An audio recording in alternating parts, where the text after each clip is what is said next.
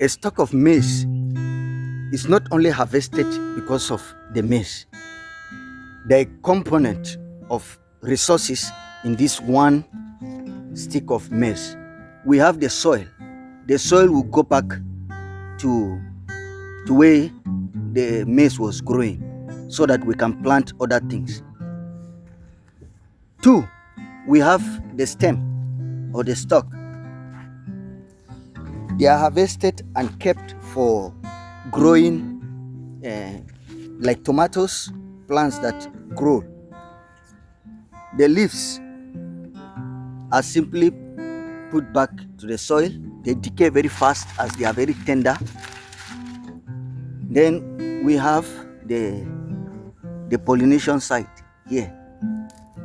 Now these ones, I keep them together and we burn them. They turn to ash, and we put back the ash in the farm to enrich the soil. So we have our stakes,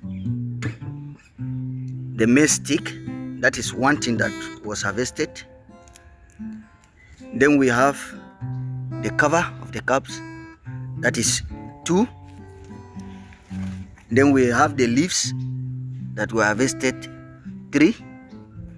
And then the pollination area, that is 4. And then the real maize itself, 5. And after consumption, we are going to have the maize cob, that is 6. So it is about creating a system to separate these 6 things, instead of just seeing maize as something you eat. Maize is also something that replaces the nutrients in your farm. Of course, the maize itself is harvested, but the cover is placed separately.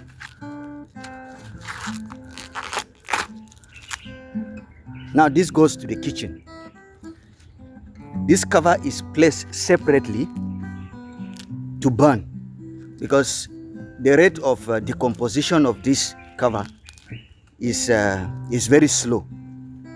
So we burn this one to make some ashes that we put back to the soil. After consuming the maize, the stalk is put in a compost, and some are burnt after being dried up. So these ones that are put in the compost, they decay and they become part of the soil to enrich the soil. And the ones that dry, we now burn them and they become ash, and we use the ash to also enrich the soil and to pour on plants when they have some challenges. Please do subscribe to our videos, and we have an amazing time together. Welcome to some brief history on how we started clearing the ground, planted up to the time the maize is ready.